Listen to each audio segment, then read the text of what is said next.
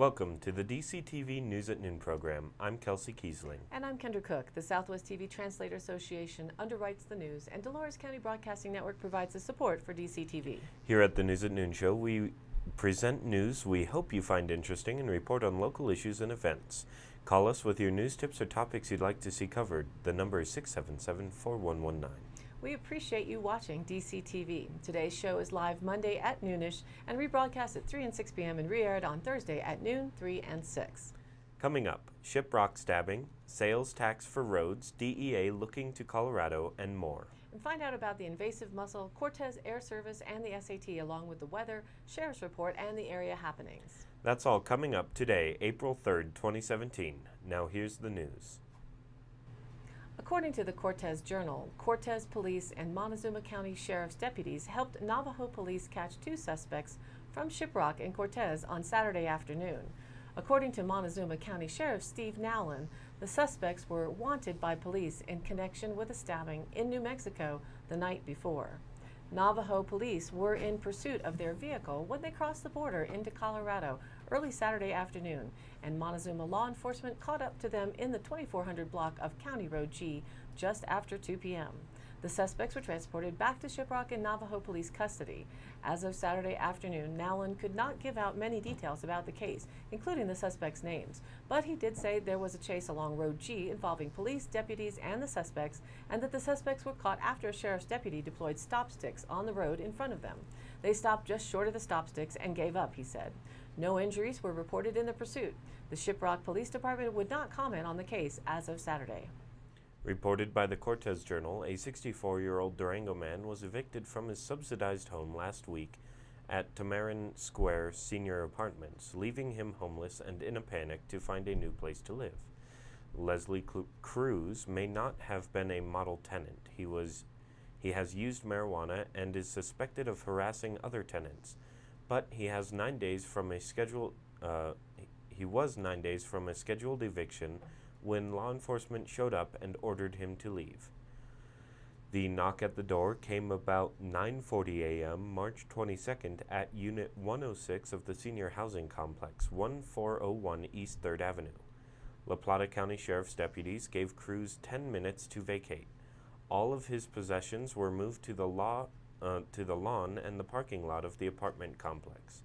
A few residents who heard of his eviction rushed over to help load his belongings and put them in storage.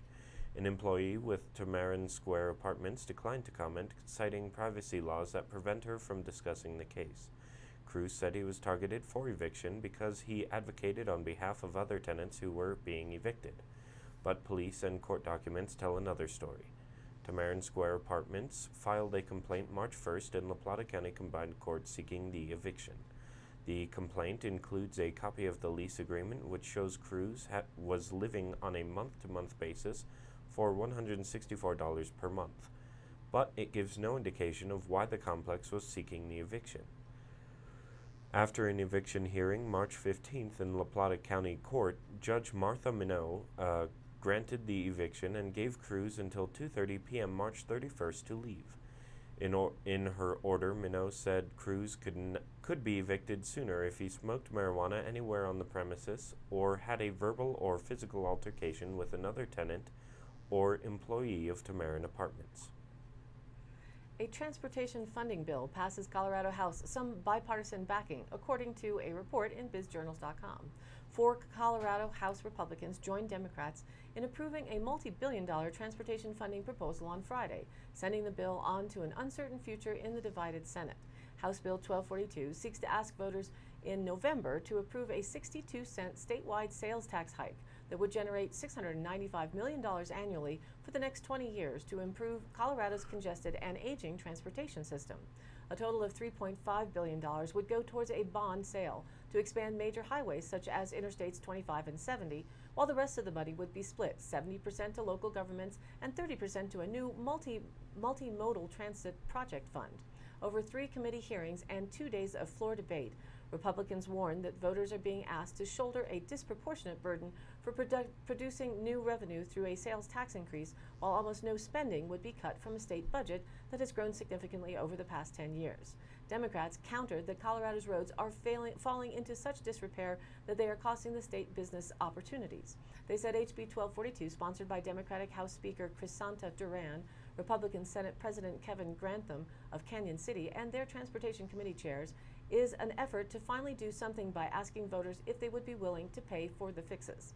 During final remarks on Friday, Representative Polly Lawrence, a Roxborough Park Republican, surprised many by saying that she would back the bill one day after she tried unsuccessfully to open up its bidding process for potential projects and to mandate the state hold down construction costs. She said she hopes the Republican majority Senate fixes some of the bill's issues that House Democrats wouldn't touch, but she echoed many business leaders in saying the legislature must make progress on transportation even if this solution isn't a perfect one. Many Republicans fought the measure, however, arguing the legislature abdicated its responsibility to prioritize transportation funding in its budget and instead will lean on voters, many of whom continue to struggle to bring personal incomes up to where they were 10 years ago. Representative Dave Williams, Republican from Colorado Springs, warned that voters will reject the tax hike proposal because of this, leaving the legislature with the same lack of funding for highway expansions and transit projects it has faced for a decade. Many Senate Republicans, including Majority Leader Chris Holbert of Parker, already have declared themselves as no votes because the proposed tax hike is not offset by spending cuts. While HB 1242 will likely survive the Senate Transportation Committee, questions remain whether the Senate Finance Committee will pass it. Reported by the Cortez Journal, though President Donald Trump's proposed federal budget calls for elimination of essential air service, which benefits Cortez, airport manager Russ Machen said Wednesday there's no cause for alarm. Year after year, it survives, he said. Essential Air Service, or EAS, is a program of the U.S. Department of Transportation. The 40-year-old program helps bring commercial air service to small communities across the country that otherwise might not have scheduled air service. EAS subsidizes air service for about 115 communities in the lower 48 states and about 60 in Alaska. Eliminating the program would save about $175 million, according to the Associated Press. A 2-year, $6 million contract with Boutique Air for service to Cortez, which started in October 2016, was entirely subsidized by federal EAS dollars, Machen said. Machen, who has been Cortez Municipal Airport Manager for more than 25 years, said previous administrations also have proposed cutting the program as far back as President Bill Clinton in the 1990s. He said there hasn't ever been political will in Congress to follow through. This time around, Machen said it's too soon to tell since Trump's budget hasn't been through Congress. Today's marijuana moment, first published in the Denver Post from thecannabis.co. Amid speculation about how the Trump administration will confront marijuana legalization in states such as Colorado, a Drug Enforcement Administration supervisor sent an email to a prosecutor in the state attorney general's office seeking information for the new administration. The email was sent early last month by a supervisor on the financial investigations team in the DEA's Denver field office to Michael Melito, a senior assistant attorney general. The email asked for Melito to provide case numbers for several prosecutions relating to marijuana, including one that involved multiple people charged with growing pot illegally in Colorado and then shipping it out of state. The email was first reported by the International Business Times, which obtained it through an open records request. Some of our intel people are trying to track down info regarding some of DEA's better marijuana investigations for the new administration, the email states. Hopefully, it will lead to some positive changes. A spokeswoman for the state attorney general's office declined to say what information specifically was given to the DEA, noting that she cannot comment, quote, on any discussion that may or may not have been had in regards to ongoing criminal cases. She also declined to say whether the DEA has made other information requests on behalf of the Trump administration. However, in an email, spokeswoman Annie Skinner cast the message as part of the office's normal partnership with the DEA. Most of the cases for which the email requests information are redacted in the copy released to the International Business Times, but 2 cases are identified by their code names, Golden Gopher and Texas THC. The former appears to be a reference to a 2015 joint state-federal case that has also been referred to as Operation Golden Gopher. It involved 32 people indicted for alleged involvement in a multi-million-dollar scheme to grow marijuana illegally in Colorado and ship it out of state, mostly to Minnesota. Though the grows for the ring were not licensed under state law, they were located in warehouse areas popular with state legal growers. Law enforcement officials later cited the case as an example of illegal growers trying to take advantage of Colorado's marijuana laws and hide in plain sight. How the Trump administration will deal with Colorado's legal marijuana system has been a source of anxiety for many in the state's cannabis industry. While Trump indicated on the campaign trail that he supports states' rights on the matter, statements by his press secretary and by new U.S. Attorney General Jeff Sessions have hinted at a stricter approach. Quote, marijuana is against federal law, and that applies in states where they may have repealed their own anti-marijuana laws, Sessions said last month. So yes, we will enforce law in an appropriate way nationwide, he said. Colorado Governor John Hickenlooper, though, has said he's not sure the federal government can overturn marijuana legalization in the state, and Colorado Attorney General Cynthia Kaufman has invited the feds to come to the state to learn more about its marijuana laws, which she has said she will defend if necessary. Skinner said no visit has yet taken place. According to the Cortez Journal, before their busy regular meeting Tuesday night, the Cortez City Council discussed the results of a public survey on potential smoke-free zones on city property. During the council's workshop, they heard a presentation from the Youth Leadership Council of Montezuma-Cortez High School on secondhand smoke and reviewed the results of the unscientific online survey with Parks and Recreation Director Dean Palmquist. Although Palmquist's department has recommended installing a 50-foot smoke-free perimeter around the city property, based on the survey results, the council did not vote on the issue Tuesday. Instead, they made plans to draft their own version of the policy to be discussed at a later meeting. This is one of those kind of controversial issues, Palmquist said. In the survey results and the comments, you'll see that people are either very strongly for it or very strongly against it.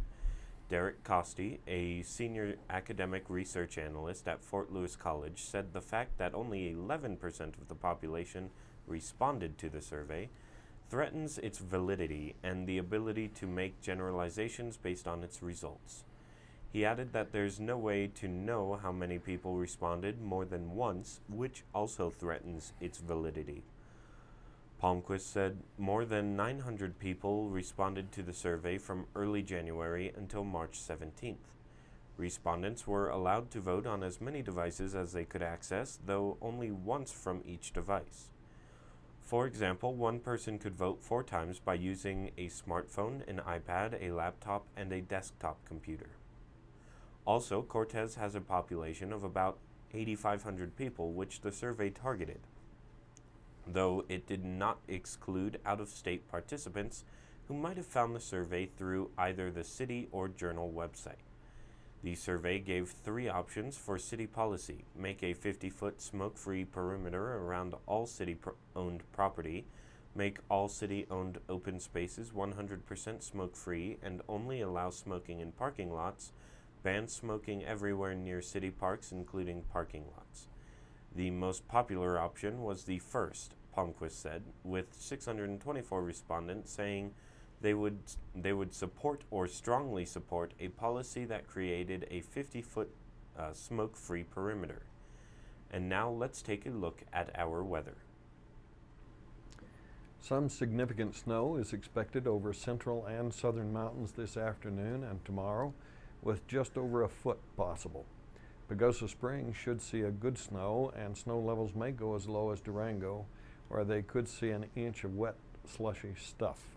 So overnight may see some here in Dove Creek, with chances of rain beginning at about 40% within an hour after our broadcast and turning to snow at about 9 p.m. tonight. Winds from the southeast will run up to a slow 5 miles per hour before becoming westerly this afternoon, then southerly through the night. Tonight and tomorrow night will be in the mid and upper 20s.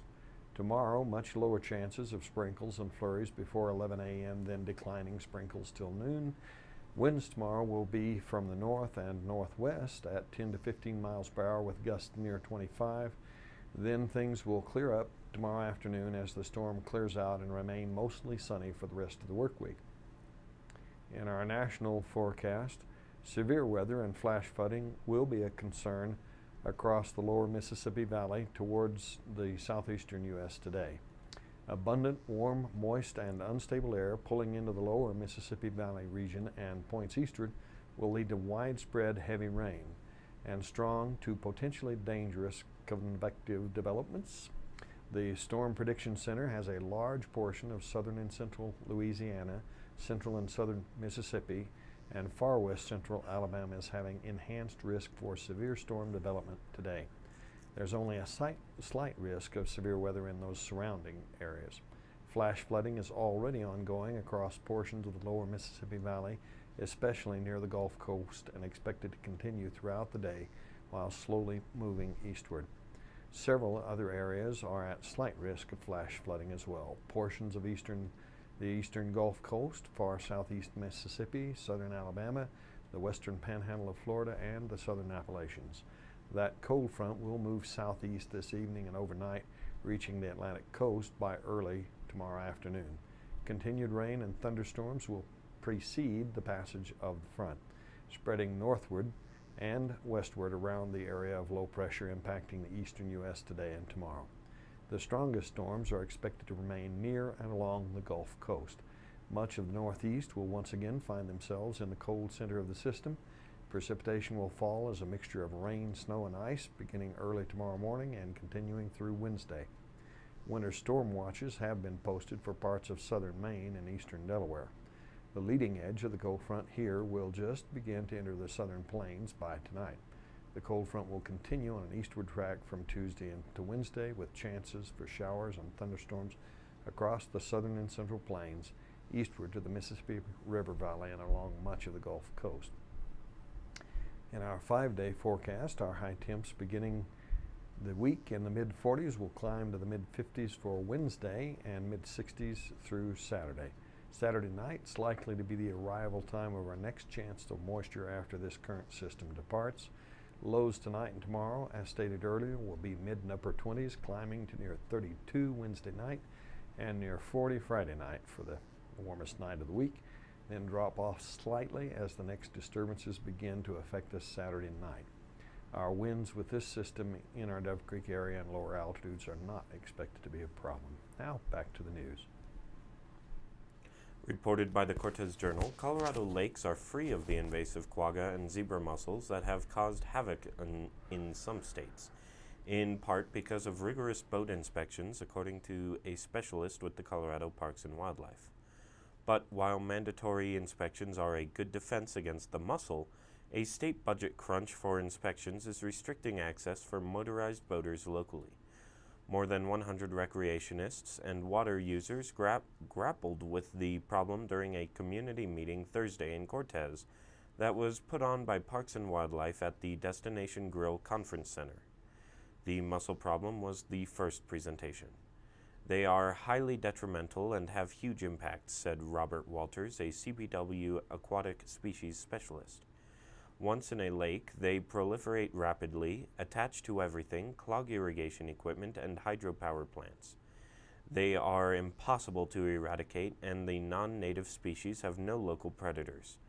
One mussel can produce up to 1 million eggs. Adults attach to substrates in layers on docks, boats, intake pipes, and dams. Then, the pervasive filter feeders suck millions of gallons of water per day, wiping out microorganisms relied on for food by native and sport fish. Mussels spread to lakes by uncleaned boats from infected lakes. The larvae can survive 27 days in standing water of a boat, including in the engine and ballast. They remain viable on boats that are transporting across the country, Walters said. For years, Parks and Wildlife has been campaigning for boaters to clean, dry, and drain all boats before entering and after leaving a waterway. Decontamination only requires power spraying with hot water that is at least 140 degrees. Last week's CO2 report has us in at 408.37. Week before last, 406.77. In 2016, at this time, it was 405.56. And in 2007, it was 385.88. For a bit of positive news in the warming of the world news, imagine a field somewhat like yellow clover, but with much shorter, denser greenery and tons of yellow blossoms. Imagine that it disappears as global warming continues. But wait, maybe not. It may be replaced with a very close facsimile. Rapeseed plants produce lots of yellow blossoms. Canola oil is made from the rapeseed. Some call it oilseed rape. Rapeseed does not grow very well in warm, dry areas. Hence, locally, the preferred crop has been sunflower seed oil. So the future for canola oil has been less and less sure because of global warming. It has been the majority shareholder in the marketplace, so what to do has been the question. University of Copenhagen and the global player Bayer Crop Science have successfully developed a new oilseed crop. It's much more resistant to heat, drought, and diseases than the oilseed rape. The breakthrough is so big that it will feature as cover story for the April issue of Nature Biotechnology. Professor Barbara Ann Haukier, head of the Dynamo Center of Excellence, University of Copenhagen, is one of the scientists working on developing the new oilseed crop with better properties. She says, "We're very happy that we've succeeded in using a groundbreaking technology on a mustard seed plant, a close relative to the rapeseed plant. The result is an oilseed crop with an improved agronomic trait that's tolerant to global warming. The new crop will enable cultivation in areas that today are not suitable for oilseed crops. The mustard plant is similar to oilseed rape in many ways. It looks like a rapeseed plant, and its oil has the same attractive features with high content of mono and polyunsaturated fatty acids. For example, omega-3 and 6 plus antioxidants and vitamins. Those are also in avocados, by the way.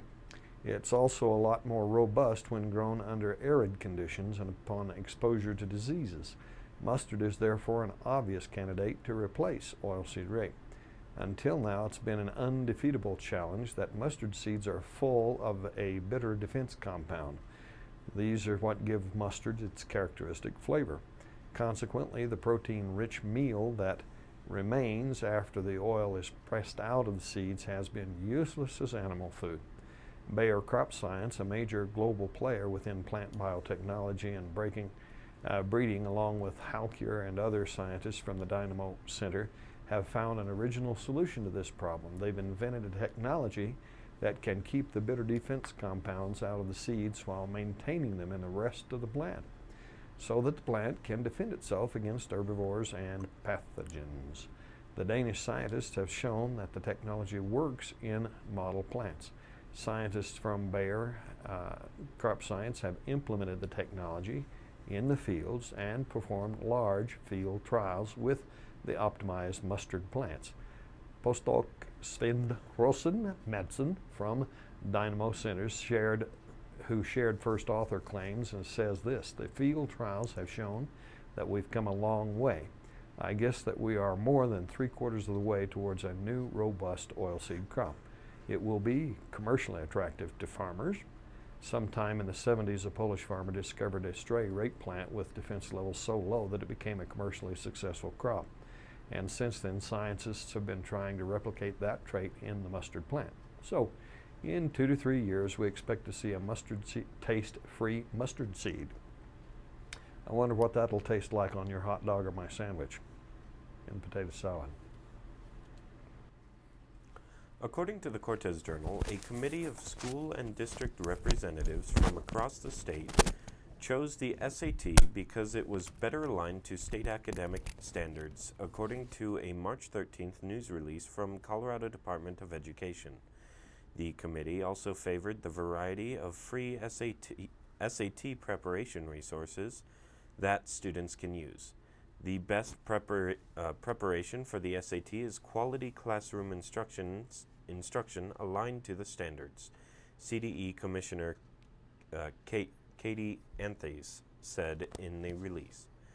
The great thing about the SAT is Colorado juniors and their families can take advantage of free opportunities to practice for the college entrance exam so they can do their very best.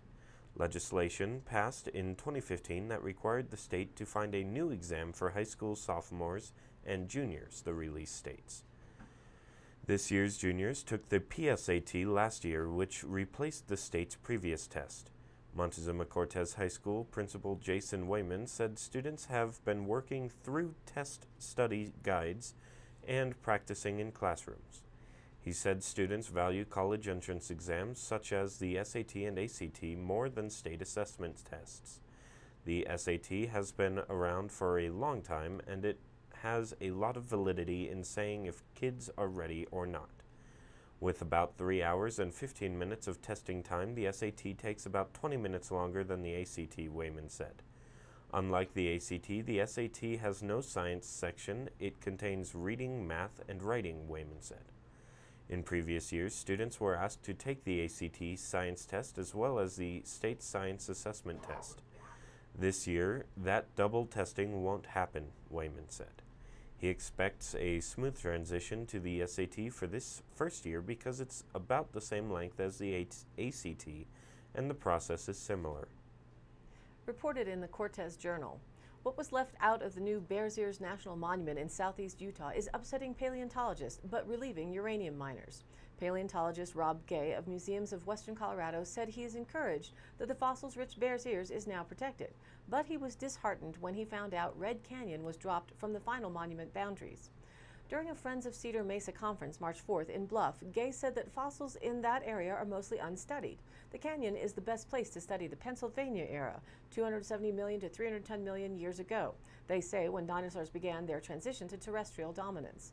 The Red Canyon area was left out of the monument's original proposal to accommodate untapped uranium resources and current mines, including the Daneros mine owned by Energy Fuels.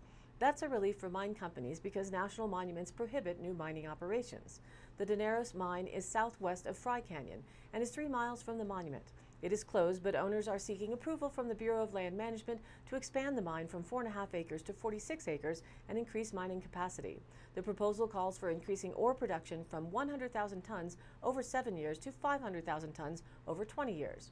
The ore would be delivered in covered trucks from the mine site along Utah 95, past Natural Bridges National Monument and across the new Bears Ears Monument to the White Mesa Mill, also owned by Energy Fuels. The mill, located south of Blanding, produces yellowcake, a concentrated form of uranium used to make fuel rods for nuclear power plants. Mining uranium depends on uranium prices, which took a hit after the 2011 Fukushima Daiichi nuclear power plant meltdown in Japan. But uranium is seeing a slow recovery thanks to increased demand, which could signal a boost in uranium mining activity in the Four Corners region in the near future. The uranium prices rose from $18 per pound in 2016 to $26 per pound in 2017, but it is far from the $65 per pound it fetched before the 2011 Japan nuclear disaster. And now for the Dolores County Sheriff's Roundup for the week of March 27th through April 2nd. An anonymous tip was received of suspicious activity. All deputies were notified. A town resident reported a case of harassment. The case is under investigation. San Miguel Sheriff's Office relayed a report of a vehicle slide-off on Highway 145. There was no reported injury to people or damage to the vehicle. A passerby pulled the vehicle back onto the road to continue travels. A motorist reported a vehicle passing in Cajon at an unsafe speed. A deputy responded and made contact with the vehicle. A motorist reported a tractor-trailer driving reckless on Highway 491. A deputy made contact and the driver was issued a citation. While on routine patrol, a deputy spotted a reckless tractor-trailer. Another deputy on duty intercepted the vehicle and made contact. That's it for today's roundup. Stay tuned for continuing updates. Here's today's High Country happenings. Friday, April 7th, the James and Ernie Native American Comedy Show will be at the MCHS. Doors open at 6 and show starts at 7 p.m. It's $15 per seat. Indian tacos and fry bread will be for sale before the show. Contact Sarah Brosema for pre-sale tickets or with questions. It's sbroersma@cortez.k12.co.us. April 28th on a Friday, the Cortez Rec Center is presenting Senior Trips 2017. For those age 60 and above, Hovenweep National Monument Hike and Museum Trip. For $8, you'll learn exciting history of the ancients from National Park Rangers. Pack a lunch and enjoy the company of fellow participants, and then take a self-guided tour of the monument. The van will depart from the Cortez Rec Center at 8 a.m. Sign up for the Rec Center at the Rec Center or call for questions 970-564-4080. May 10th through the 14th is the 13th annual Ute Mountain Mesa Verde Birding Festival in Cortez. Daily tours, silent auction, an art show, and lectures. Pre-registration is highly recommended. Call 970-565-1151 or go online to UteMountainMesaVerdeBirdingFestival.com. The keynote speaker is Kevin Cook with 200 miles of birding in 200 years. And all of these happenings are listed on the DCTV Facebook page. Check it out. We hope to be bringing the news at noon as a live streaming feed to Facebook very soon.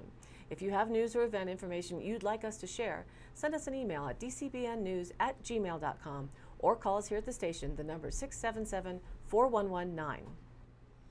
Thanks for tuning in. A reminder that this program is aired live at noon Monday through Wednesday and rebroadcast at 3 and 6 p.m. and again aired Thursday, Friday, and Saturday in the same order at noon, 3, and 6 each day. And again, check us out on Facebook. Search DCTV News at Noon. Like us there, join the local conversation, and share it with a friend. For Kendra Cook and everyone at DCTV with the News at Noon program out of Dove Creek, USA, I'm Kelsey Kiesling. Thanks for watching.